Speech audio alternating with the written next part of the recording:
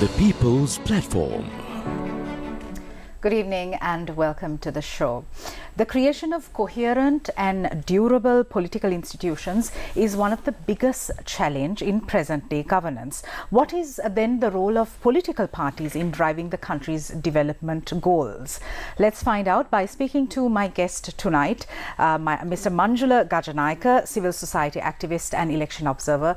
Lovely to have you here once again. Thanks for having me in this program. Absolutely. Manjula, when we take the evolution of political parties in Sri Lanka, how has Sri Lanka fared, given the fact that right now we have 86 registered political parties, yes, and Sri Lanka has declared bankruptcy. So, can you help us understand? Yeah, initially actually that thanks for selecting this topic. It is currently so important. I mean that the political party has a bigger role to play in the development agenda of the country. Anyway, actually when it comes to political parties, our very first political party is Samaja Paksha, in the creation in mid of 1930s. After that, actually, we had the Communist Party. In when we were facing very first election in 1947, there were four political parties: Samaja Party, Communist Party, Bolshevik Leninist Party, and United National Party. There were four political parties. As you correctly mentioned, now we have 86 political parties. But as an election observer, when considering the role and the task of political parties, let me to say in simple manner, actually most of political parties are working as a private entities, private companies in Sri Lanka. There was a famous judgment in 2006, actually when Mr. Kehelia Rambukwal and other 6 members crossed over to support Mr. Mahinda Rajapaksa at that time. There was an argument whether it is ethical crossover political parties by members. But at that time, actually, that argument is still valid. However, after that, actually, when we are looking back, what I can say actually that 10 or 20 years ago, people were listening to political parties. Actually, political parties were working actually they were going front of the people, actually, always. But now no one listening to political parties. That is the truth. Then actually the historical fact is that they have accomplished and they have ended their role. Okay, now you can't expect many more things from political parties at the moment. The one of biggest challenge at the moment is actually, according to my knowledge, it is the executive presidency. Okay, due to the almighty powers of executive president has always underestimate the powers and the task of political parties. Now we are facing that challenge right now as a country. So the public trust doctrine says that those who are governing hold the power in trust on behalf of the people. The social contract theory says something similar. However, what we see is that political parties, most of the time, they have their election manifestos, which say one thing, but in practice, they completely defy what is said, and there is no mechanism to hold them accountable for their breaches. Yes, I have seen political party manifestos since 2000, dozens of political party election manifestos. Actually, they are so colorful. They are nice. They are nicely printed. Actually, they are. The included in political election manifestos is more than good. What Mrs. Sibyl Vettasinghe printed as fairy tales. Okay, the thing is, can I give a very prime example to you?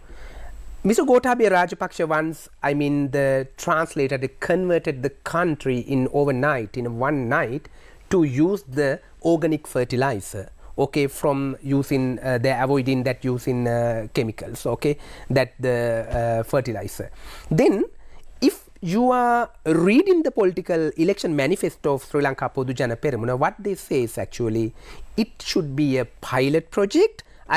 Gradually Sri Lanka will convert into organic fertilizer gradually, not in overnight. But they turned, and after that what has happened actually, people chased away our 7th executive president. Right. At that moment, have you seen anything that particular political party raised their concerns on that issue?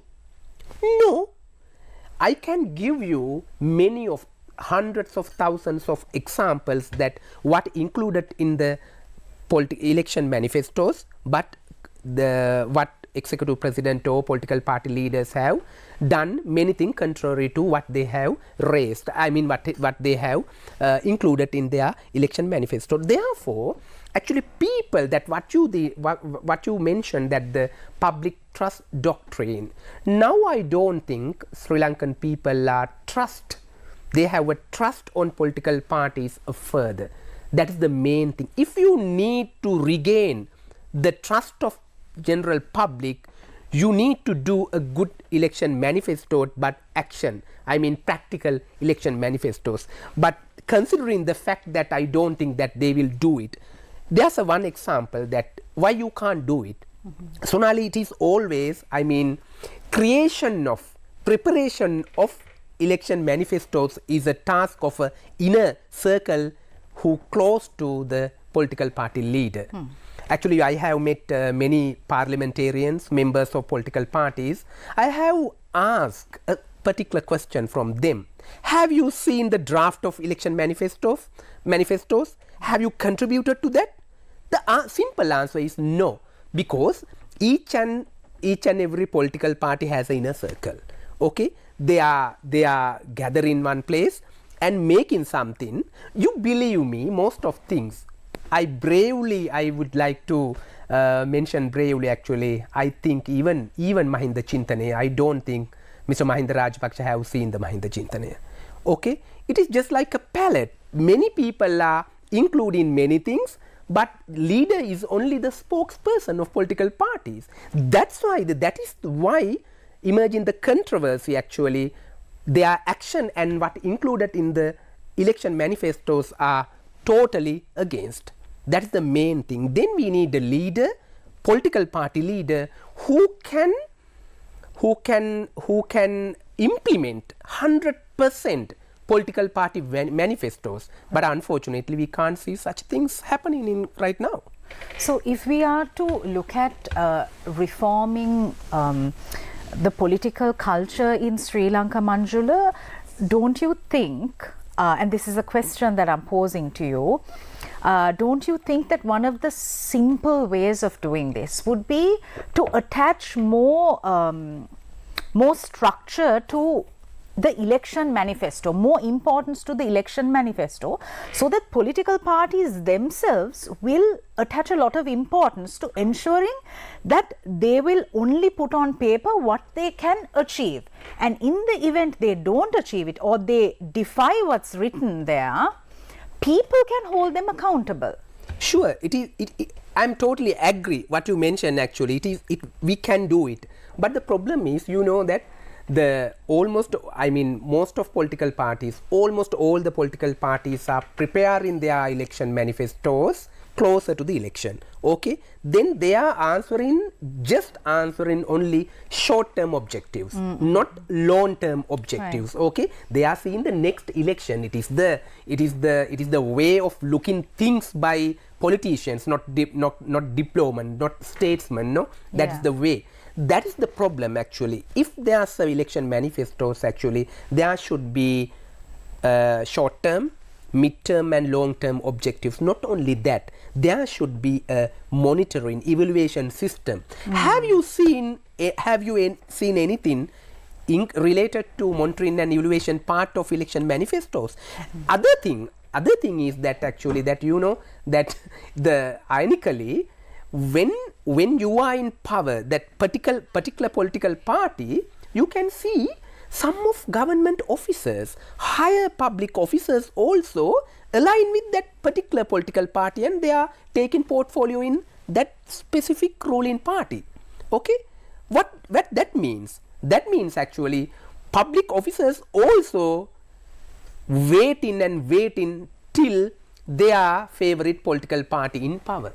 That's the main problem. But as a public officer, you can't do it actually. Whatever the ruling party, whatever the government, actually you have to support. But unfortunately, Sri Lanka has a bad political culture that most of public servants are looking forward to gain the power through political parties actually. That is the one of problem. That what I mentioned, that the evaluation and monitoring part, if there's election manifesto, actually there should be a particular monitoring and evaluation part that should be implemented by particular public servants. But unfortunately, since 1970s, okay, the public servants are obedient servants of particular ministers as well as executive president. So public servants are not government servants. This is a true distinction that we need to make, and we need to realize ourselves. Yeah, that's the problem actually. You know that currently we do have more than 1.6 million public servants. Out of 1.6 million, maybe over 80,000 people are included into the level of staff officers and executive officers. But unfortunately, in Sri Lankan culture, according to our constitution even and legal system, they are obedient to the political authority. They don't have autonomous power as before 1970s. That is another problem in Sri Lanka. Then that's why actually people don't have any trust further with political parties. Other thing is actually have they performed well in to show their accountability and transparency. One of prime example is that actually maybe you have surely seen that political party annual statements, annual reports submitted to the election commission. Maybe yes, as you correctly mentioned, Sri Lanka, we are in a bankrupted level, but you may be surprised if you can read such annual political party reports. Okay, you know they have wealth, they have assets, they have liabilities. Okay, then that's why I mentioned earlier, actually most of time they are working as private entities because there's an inner circle. Almost all office bearers are appointed by political party leader or political party secretary. All those are working as an inner circle actually. Then there's no bottom up practice in political parties. There's no internal democracy. That's the main thing. Then when it comes to the presidential election, okay, in US, you know, you have experience actually. There's a deadly campaign to take the ticket to contest the presidency in America. But in Sri Lanka, when there's an election, political party already announced this XOY will contest for the election. Can you do like that? There should be an internal democracy in political parties. But here, unfortunately, the most important thing is that general public constituencies, they are obediently, they are accepting what political party is saying. Then there should be a culture to question political parties, but we don't have that. How do we create that cultural shift? Simple. We experienced a wonderful movement of young people. It started from Goldface, okay. Now it's just like shading that spirit as well as the passion. Anyway, you have to start it from youth, maybe young people, A-level students as well as university. Then its simple thing is that actually that when political parties are coming to community, they are investing money, not they are using public money. They are constructing something and put in that placard, no, with many numbers, many names. you may surprised, Sonali, once I went to Waligama Urban Council, okay, they have constructed and opened something like the part of a cemetery. I saw there were 69 names, including executive president, that they are the people, 68 people have opened that very simple adjoining part of to the cemetery in Waligama. Okay, 69. Then, is there any brave young person, why they can't question that? Because our money, why they are putting that much of giant big placard using 68 names? Then that is the point we should question. Then actually political party will be, I mean, they will try to serve people, otherwise we can't create a culture like that. All right. We are in conversation with civil rights activist Manjula Gajanayake. We're going for a short commercial break. We'll be right back.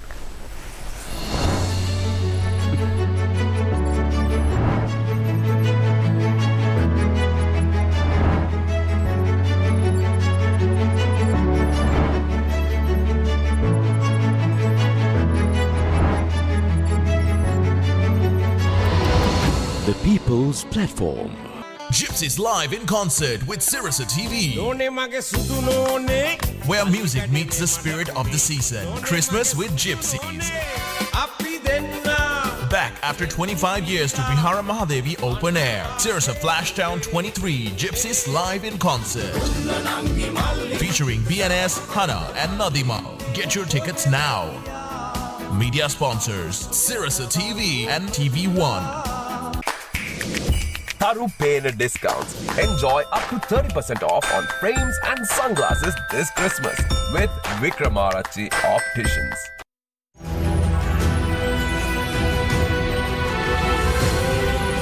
TV1.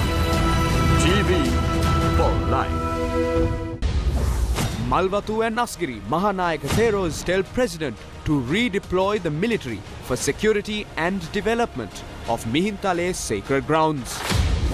Thai Myanmar cyber terror mafia enslaves Sri Lankan job seekers. Reports claim they are being used for cyber crimes. Former Health Secretary Chandra Gupta arrested. Protest opposite the SLPP office against a statement by Sagara Karyavasan. When others debated, India delivered. Jaishankar on helping Sri Lanka. Frontline socialists claim India's plan is not to help Sri Lanka. Sri Lanka, China ink tripartite agreement on water technology.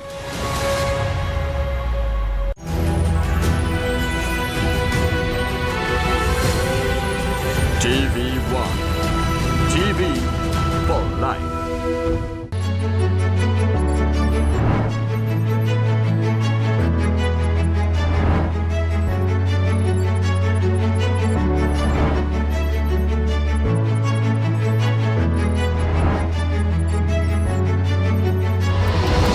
The People's Platform. Welcome back. We're in conversation with Manjula Gajanayake, civil society activist and election observer. Manjula, we're talking about the role of political parties in driving the country's development goals. A key aspect that we need to talk about is coalition politics. It's a recurring aspect of regime formation in Sri Lankan politics. Oftentimes we also see ethno-religious division in Sri Lankan politics. We see how politics is used as a tool to divide the masses. Speak to us about these very dangerous concepts. It is true. I mean, to minimize such dangerous, actually, danger what you mentioned, actually, there are many tools if we are willing to use. The one of prime example is the national list.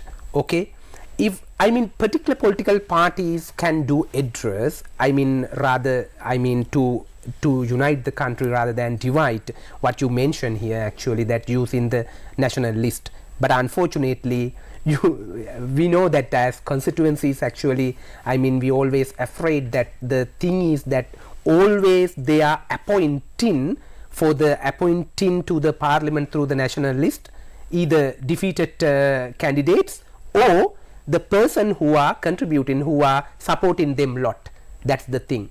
But if they have a real intention to develop the country, to address such sensitive issues, okay, then they can appoint, they can select people and appoint through the national list. But unfortunately, the 99 provision of our constitution always abused by political parties. But other thing is that actually, creating coalition is not a strange thing in Sri Lanka. They have in Samagi Peramuna Raja in 1970s, after that even 1980s. It is not strange, but unfortunately, almost all the coalition has created closer to election to win the election. After that, we can't see those members. They are everywhere.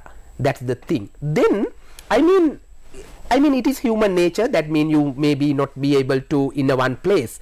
But at least political party leaders should be able to guide them.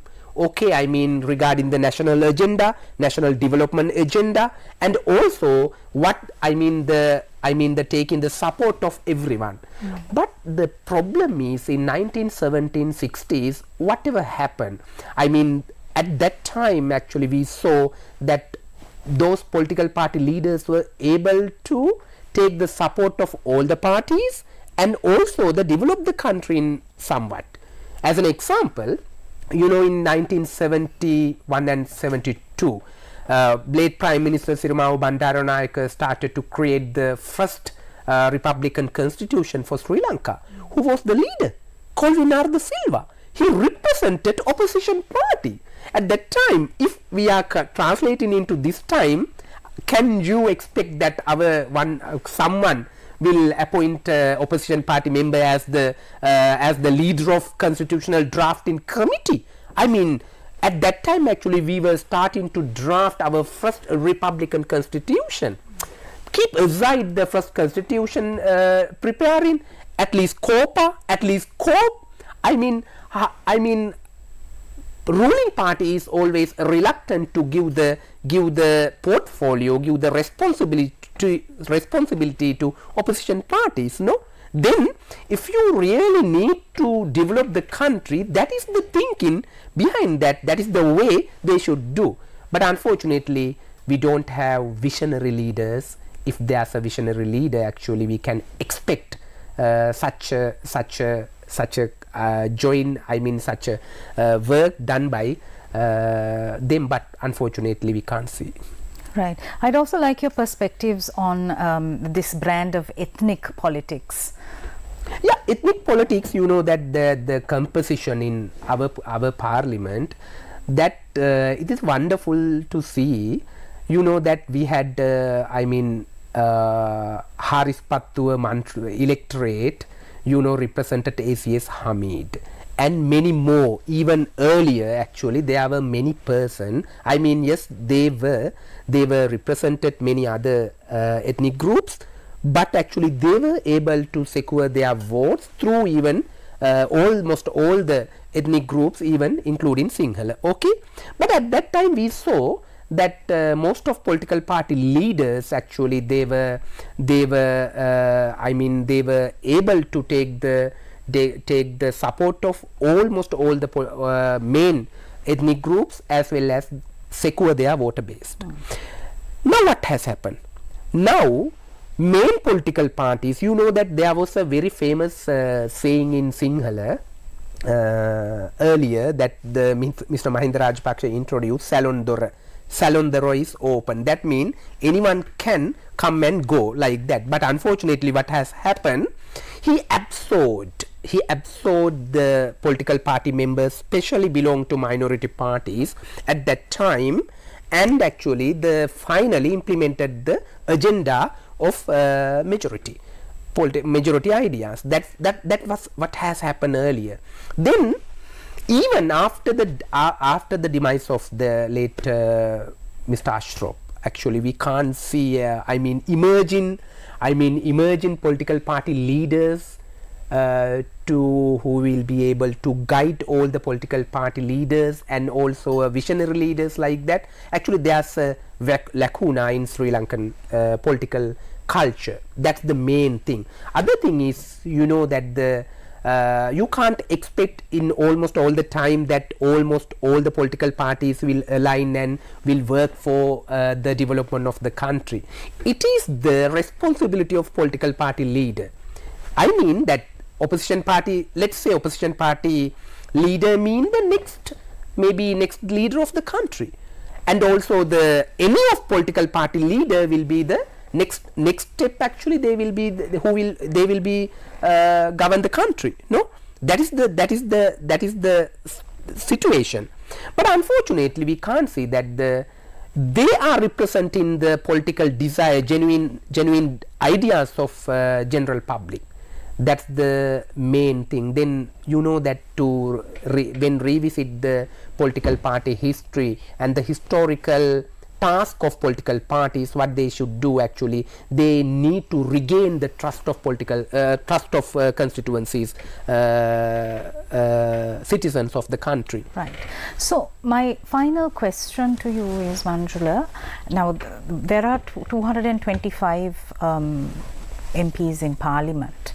There are 22 million citizens. How do the citizens play a greater, more pronounced, more meaningful, more effective role in holding to account those they elect into office? Number one, I mean, as an attorney, actually, you also know that we do have enough laws in the country. As an election observer, I strongly believe that to govern the country and also the secure, good, transparent and accountable governance, actually we don't need any new laws if we are implementing the existing laws. Therefore, actually we will be able to use the maximum use of current existing laws. One thing, RTI, right to information application. Actually, that I always go into the community, and when I am addressing such big gatherings, actually maybe would be my first answer would be that how many right to information act have you filed? Okay, answer is 0. Most of times they have not seen the right to information application. They are not referring the act. As well as, actually, next question, actually second question would be, have you seen political party manifesto before voting? The answer is no. Right. Third question would be, have you seen any annual political party annual accounts report? The answer is actually no. Then if you are not using existing laws and avenues, actually how you oppose the malpractices of political parties? That's the main thing. Then maybe the young or old, actually we should be able to maximum use those what we have right now. But unfortunately, no. The first thing. Second thing is, Sonali, actually we should train our youngest community, youngest people to question others. That almost all the time, like in the army and police, actually we always listening to and obedient to orders. It is good thing. But in political arena, actually you should be able to question others. In maybe the Maranadara Samiti, the voluntary organizations level, anything, actually Samiti or any rural level activity, actually if there's malpractices, you should be able to question. That is the starting point. And then you can do other bigger things after using things. Fantastic. Thank you very much for really simplifying and streamlining the conversation, Manjula Gajanayake. As always, a pleasure to have you here. Thank you very much. Thank you for watching us. We'll see you again tomorrow. Good night.